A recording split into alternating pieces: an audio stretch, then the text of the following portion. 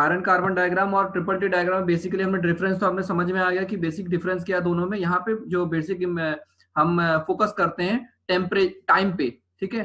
Time का इन the sense, time in the sense कि हम क्या करते हैं, टेम्परेचर के साथ टाइम का रिलेशनशिप एस्टेब्लिश करते हैं। वहां पे हमें डिफरेंट टाइप ऑफ बिहेवियर देखने को मिलता है, डिफरेंट टाइप ऑफ स्ट्रक्चर्स देखने को मिलते हैं जब हम टाइम के साथ टेम्परेचर को, टाइम और टेम्परेचर का रिलेशनशिप बनाने की कोशिश करते हैं, ठीक है। तो यहाँ पे आप देखिए टाइम टेम्परेचर ट्रांसफॉर्मेशन, वही हम पढ़ रहे थे, ठीक है। इसमें अब हम देखेंगे रेट ऑफ कूलिंग। जो रेट ऑफ कूलिंग जो होती है, जैसे मैंने आपको कल ही बताया था कि रेट ऑफ कूलिंग जो होती है उसकी वजह से डिफरेंट स्ट्रक्चर्स डेवलप होते हैं, ठीक है। The effect of rate of cooling on the formation of pearlite, bainite and martensite of 0.8% carbon steel. यहाँ पे स्टील है 0.8% carbon steel, in the sense कि 0.8% कार्बन स्टील जो हम पहले पढ़ रहे थे, ठीक है, उसी कंपोजिशन को हमने लेकर के यहाँ पे स्टडी कर रहे हैं। और इसमें हम ये देख रहे हैं कि आपका जो स्ट्रक्चर है वो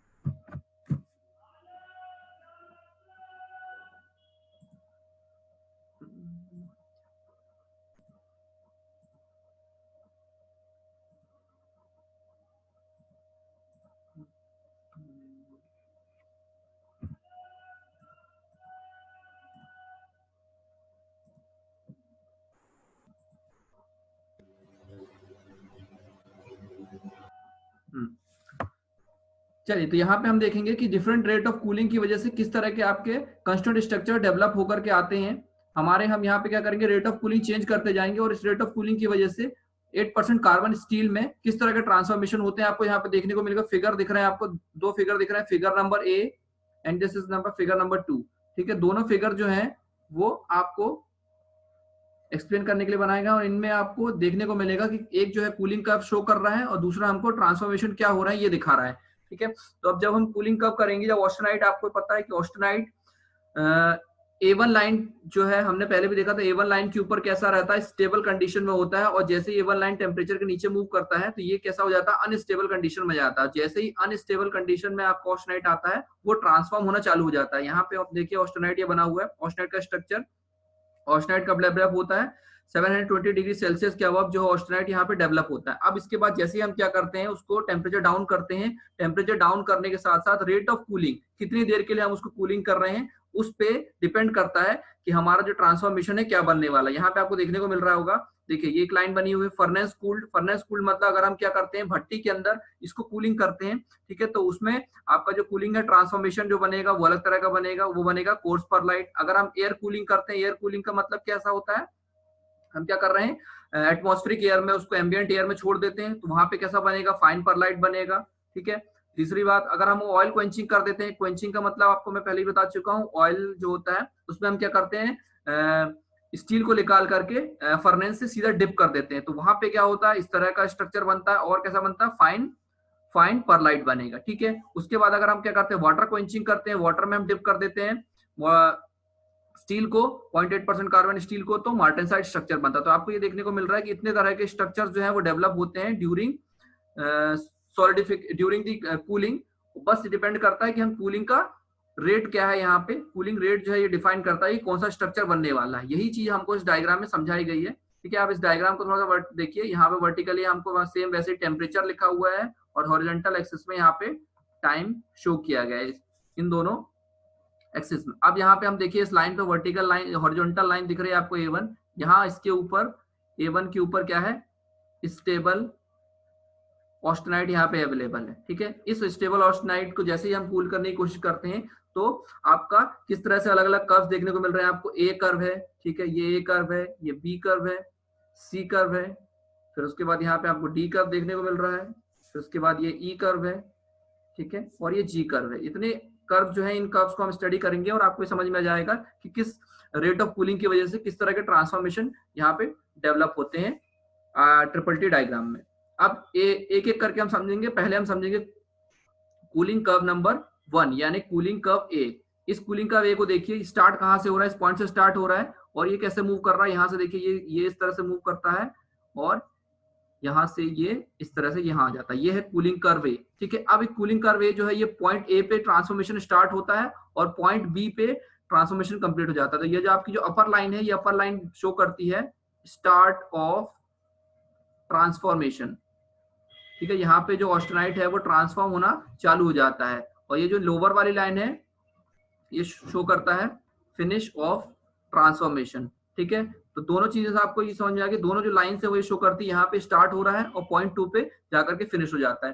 ठीक है, यहाँ पे देखिए very slow cooling rate typically of conventional annealing transformation product is coarse pearlite with low hardness. अब यहाँ पे आपको समझ में आ रहा है कि ये जो पॉइंट, अगर इस पॉइंट को हम क्या करते हैं, इस तरह से हॉरिजॉन्टली यहाँ बढ़ा देते हैं, तो आपको ये टाइम बताएगा आपको कितने टेम्परेचर डिफरेंस पे ये कूलिंग हो रही है। ठीक है, और टाइम कहाँ हमको शो करेगा, टाइम आपको यहाँ पे शो करेगा। अगर आप इसको नीचे ड्रॉ कर देते हो तो आपको ये दिखाएगा यहाँ पे कितने टाइम में हो रहा है ये, और यहाँ पे कितना टेम्परेचर डिफरेंस है। ठीक है, तो ये टेम्परेचर डिफरेंस दिखाएगा यहाँ पे, और यहाँ पे ये बताएगा हमको क्या टाइम ड्यूरेशन है, किस टाइम ड्यूरेशन के लिए, कितने ड्यूरेशन के लिए हमने इसको कूलिंग किया। तो जब हम स्लो रेट ऑफ कूलिंग करते हैं, रेट ऑफ कूलिंग स्लो होती है, तो वहां पे क्या बनता है, कोर्स पर लाइट बनता है। ये दिख रहा है आपको लिखा हुआ कोर्स पर लाइट, यहाँ पे लिखा है ये कोर्स पर लाइट। तो ट्रांसफॉर्मेशन नंबर ए या कर्व ए में क्या बनेगा, कोर्स पर लाइट डेवलप होगा। ठीक है, इसी के साथ साथ अगर हम एक वर्टिकल लाइन यहाँ पे ड्रॉ कर दें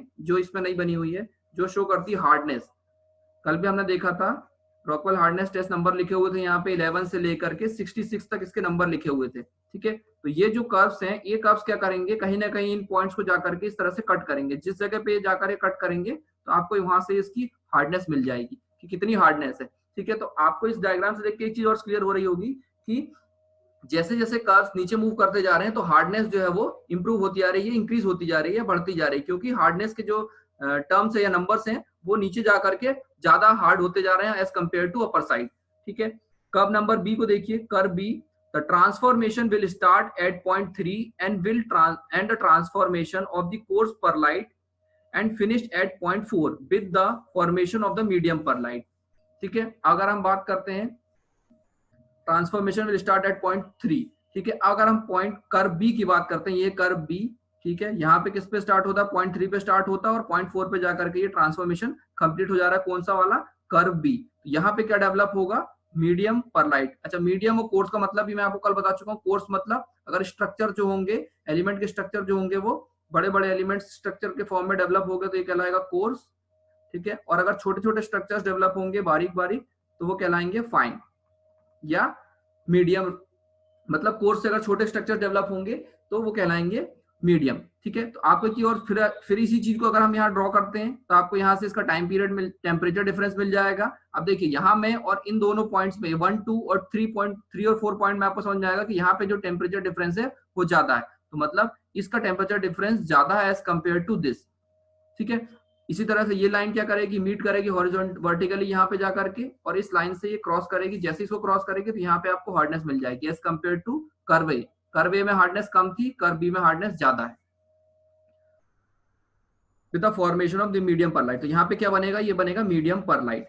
since there is a greater temperature difference between point 3 and 4 then 1 and 2, वही चीज यहाँ पे बोली कि जो टेम्परेचर डिफरेंस है यहाँ पे 3, 4 का जो टेम्परेचर डिफरेंस है वो क्या है, ज्यादा रहेगा किसके कंपैरिजन में, 1 और 2 के कंपैरिजन में।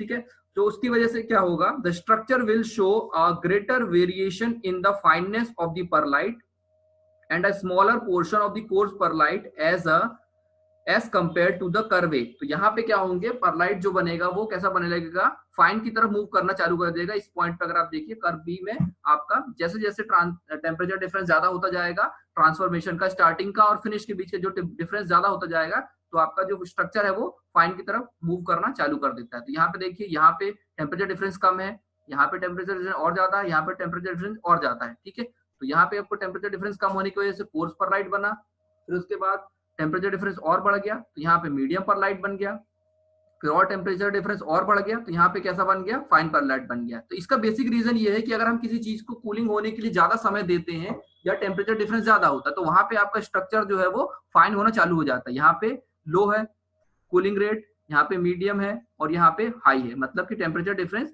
ज्यादा है। जिसकी वजह से आपके जो स्ट्रक्चर्स हैं वो धीरे धीरे करके फाइन की तरफ मूव करते जा रहे हैं। अगर हम इस तरफ से देखेंगे, इधर से इस तरफ मूव कर रहे हैं, तो ये जो है स्ट्रक्चर जो है वो कैसे होते जा रहे हैं, फाइन स्ट्रक्चर की तरफ मूव करते जाते हैं as compare to this direction to this direction. ठीक है, अब मूव करते हैं नेक्स्ट कर्व की तरफ, curve number C.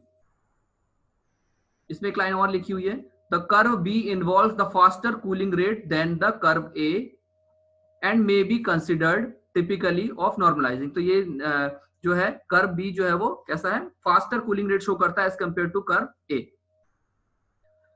Cooling curve C, अब बात करेंगे कूलिंग कर्व सी की। यहाँ पे देखिए कूलिंग कर्व सी ये जो है, यहाँ पे इसको मैं कलर से अलग ड्रॉ कर देता हूं।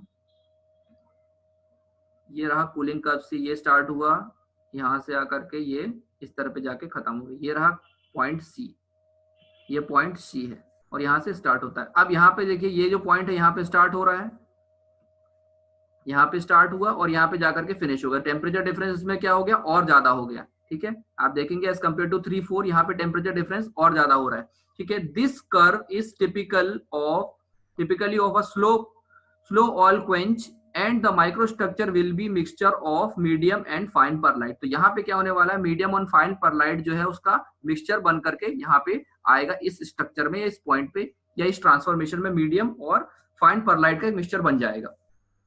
Curve number D, cooling curve D की बात करें, फिर से इसको क्लियर कर देता हूं मैं यहाँ पे। कूलिंग कर्व अब डी की बात करेंगे। कूलिंग कर्व डी कहाँ पे है, ये रहा कूलिंग कर्व डी, और इसका ट्रांसफॉर्मेशन कहाँ से आ रहा है, यहाँ से स्टार्ट होकर के इस तरह से ये मूव करता है और ये यहाँ पे आकर के बन जाता है। अच्छा, अभी देखिए, अभी तक जो कूलिंग कर्व ए बी और सी थे, बेसिक डिफरेंस इनमें क्या था, देखिए जो ए बी और सी थे उनमें हमको देखने को मिला कि जो ए कर्व था वो कैसा मूव किया, ये इस तरह से मूव किया। बी कर्व कहाँ मूव करा, इस तरह से मूव किया। और सी कर्व कहाँ मूव किया, इस तरह से मूव किया। तो तीनों कर्व जो थे, ए कर्व, बी कर्व और सी कर्व, तीनों कर्व जो थे वो क्या करते हैं, ट्रांसफॉर्मेशन लाइन को क्रॉस कर करके जाते हैं और फिनिश होते हैं। ठीक है, इसके साथ साथ वो दूसरे स्ट्रक्चर में मूव नहीं करते। लेकिन जो हमारा कर्व डी है ये आपको देखने को मिल रहा है, ये जिस तरह से आप देख रहे हैं कर्व डी कहाँ मूव कर रहा है, नीचे मूव कर रहा है। तो ये क्या हो रहा है, मार्टिन साइड वाले फेस में चला जा रहा है। जैसे आपने प्रीवियस क्लास में देखा था, मार्टिन साइड का स्ट्रक्चर कहाँ पे नीचे डेवलप होता है, ये जो लाइन दिख रही है, इस लाइन से लेकर के इस लाइन के बीच में मार्टिन साइड यहाँ पे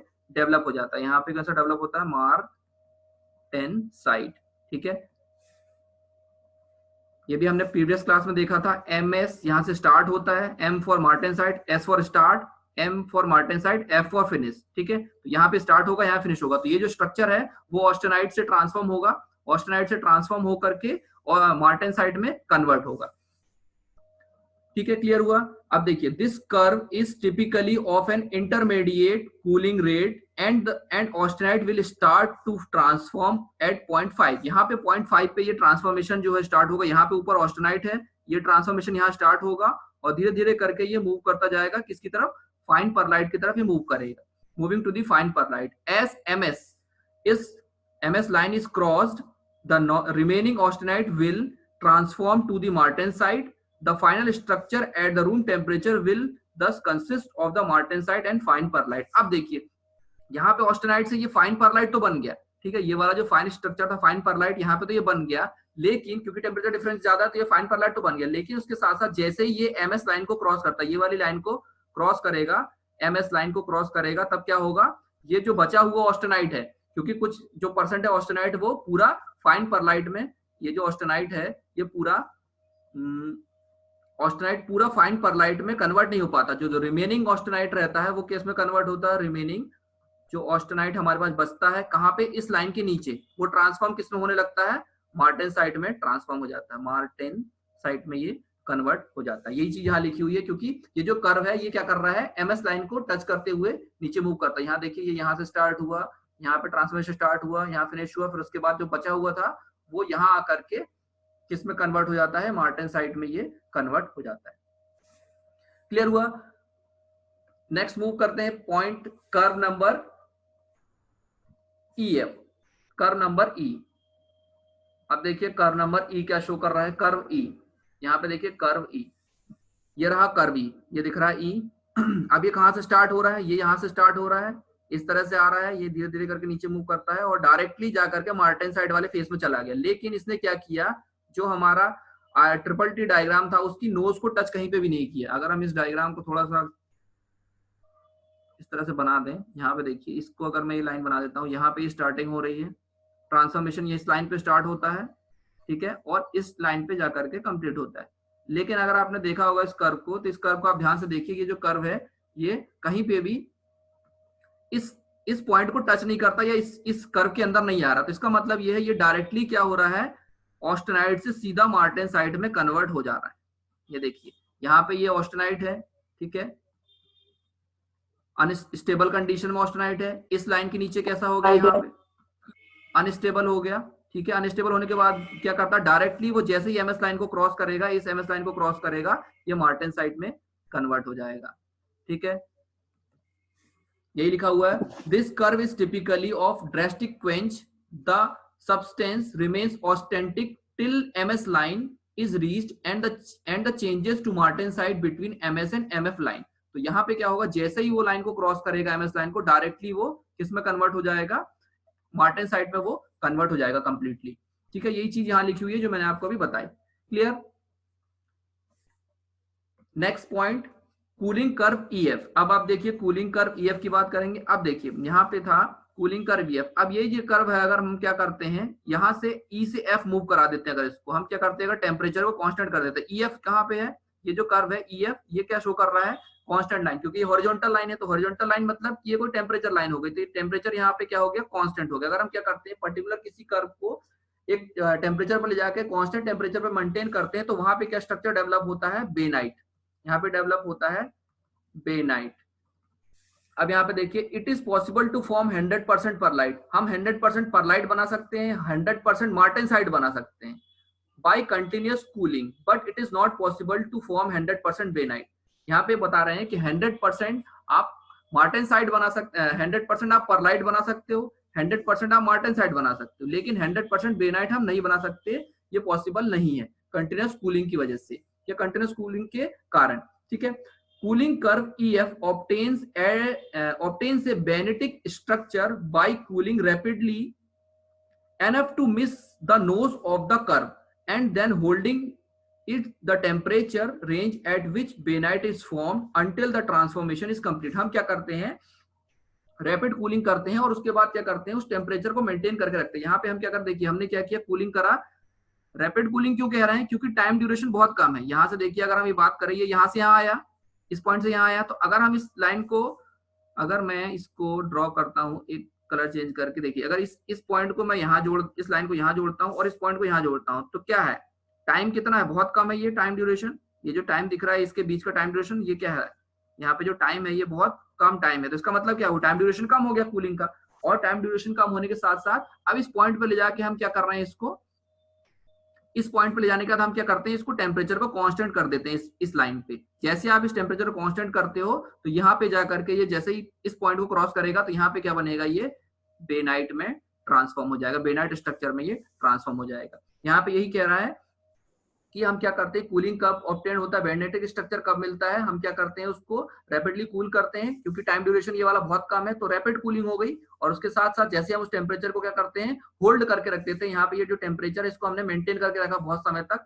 ठीक है। जैसे मेंटेन करोगे तो इस पॉइंट को जैसे क्रॉस करेगा, तो यहाँ पे ये बेनाइट फॉर्म में कन्वर्ट हो जाएगा। तो ये हो गया अपर बेनाइट, और नीचे नीचे जो बनेगा वो कहलाएगा लोअर बेनाइट। ये हो गया अपर बेनाइट और नीचे ये आ गया लोअर बेनाइट।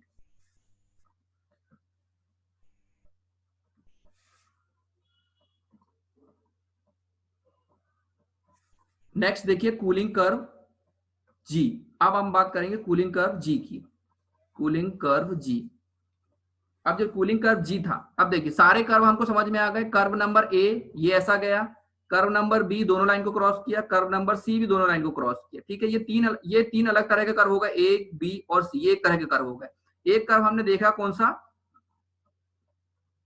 ई वाला, जो क्या करता है, नो आपका जो ट्रिपल टी डायग्राम है इसको टच नहीं करता, यानी ट्रिपल टी की नोज को ना ही टच करता है और ना ही उसको क्रॉस करता है, ठीक है।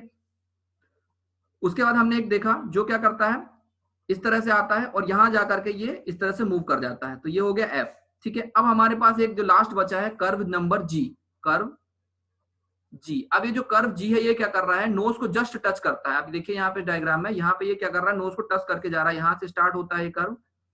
मैं इसको चेंज कर देता हूं, ये यहाँ से स्टार्ट हो रहा है, ये इस तरह से मूव करता है, ये नोज को टच करता है और फिर नीचे धीरे धीरे करके इस तरह से ये मूव करता चला जाता है और यहाँ पहुंच जाता है किसमें, पॉइंट नंबर जी में, ये जी कर्व यहाँ पे ये आ गया है जी कर्व। अब इसका मतलब क्या है, ये जो ट्रांसफॉर्मेशन है, ये ट्रांसफॉर्मेशन को कहलाते हैं, इसको कहते हैं हम, ये इस तरह का कर्व जो नोज को टच करके जाता है उसको कहते हैं CCR। इसको कहते हैं हम CCR, मतलब क्रिटिकल कूलिंग रेट। इस क्रिटिकल कूलिंग रेट में क्या होता है, जो आपका ऑस्टेनाइट होता है वो 100% मार्टेनसाइट में ट्रांसफॉर्म हो जाता है। ठीक है, यहाँ पे जो होता है ऑस्टेनाइट 100% मार्टेनसाइट में कन्वर्ट हो जाता है। इसमें क्या होगा, austenite will transform 100% into martensite. ठीक है, तो ये जो आपका कर्व है ये स्पेशल कर्व हो गया, जो क्या करेगा, नोज को टच करते हुए जाएगा, और इसी कर्व को हम, या इसी कर्व को हम क्या कहेंगे, CCR कहेंगे, क्रिटिकल कूलिंग रेट, जो कि जिसमें कि आपका ट्रांसफॉर्मेशन ऑस्टेनाइट जो है वो कंप्लीटली 100% मार्टेनसाइट में कंप्लीट हो जाएगा। This curve is tangent to the nose of triple T curve. ये जो कर्व है, this curve is tangent to the nose of triple T curve. No tangent मतलब जो टच करके जाता है सर्किल में, अगर कोई लाइन टच करके जाती है उसको हम टेंजेंट बोलते हैं। तो इस तरह से नोज को टच करके निकल रहा है तो ये टेंजेंट हो गया। The cooling rate associated with the curve G is approximately critical cooling rate CCR of this for this steel। इस स्टील के लिए ये CCR हो गया। पर्टिकुलर कौन सा स्टील, 0.8% कार्बन वाले स्टील की बात करें अगर हम, तो यहाँ पे ये कैसा हो गया, CCR हो गया इसके लिए। Any cooling rate equal to और फास्टर देन CCR, अगर कोई भी कूलिंग रेट CCR से कम है या ज्यादा है, for example cooling rate E, cooling rate E कैसा है, will form a martensite and any cooling rate slower than CCR, cooling rate ABC। तो ये वाला जो कूलिंग रेट कैसा है, E वाला क्या है, फास्टर है। ठीक है, और आपके जितने भी है यहाँ पे A, B और ये C, ये सारे कैसे हैं, slow cooling rate, slow cooling rate.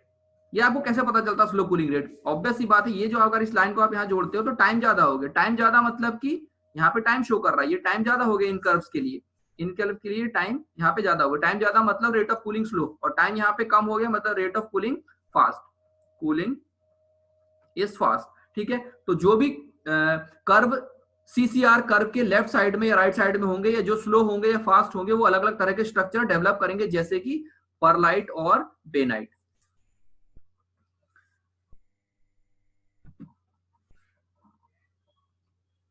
ठीक है, तो इतनी चीजें हमारी ट्रिपल टी डायग्राम में थी। ट्रिपल टी डायग्राम में हमको ये सारी चीजें क्लियर हो गई होंगी आपको, कि इसमें क्या क्या चीजें हमें देखनी है, किस तरह से ट्रांसफॉर्मेशन हो रहा है अलग अलग फेज पे जाकर के, या रेट ऑफ कूलिंग जैसे चेंज करते हैं तो उसकी वजह से आपको किस तरह से ट्रांसफॉर्मेशन होता है। यहाँ पे हम एक चीज और देख लें, आपका जो वर्टिकल लाइन थी, इस वर्टिकल लाइन की अगर हम बात करें,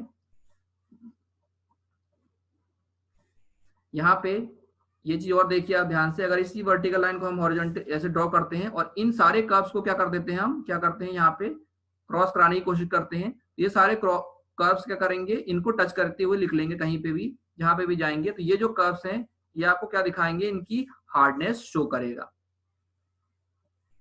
ठीक है, जहां पे भी जाकर के कट करेगा तो ऑब्वियस सी बात है आपको ये समझ में आ रहा है कि हार्डनेस की वैल्यू कैसी हो रही है, हार्डनेस यहां से जहां बढ़ती जा रही है from upper side to lower side of the triple T diagram. जैसे जैसे हम नीचे मूव करते जाएंगे हार्डनेस स्ट्रक्चर की बढ़ती जाएगी। और हार्डनेस क्यों बढ़ रही है, क्योंकि रेट ऑफ कूलिंग हम क्या करते जा रहे हैं, स्लो करते जा रहे हैं। रेट ऑफ कूलिंग अगर हम क्या करते हैं, ज्यादा रखते हैं, टाइम ज्यादा देते हैं, तो कोर्स पर लाइट बनता है और हार्डनेस कम होती है। जितने ज्यादा माइक्रो स्ट्रक्चर छोटे होंगे उतना ज्यादा आपकी हार्डनेस स्ट्रक्चर में डेवलप होगी।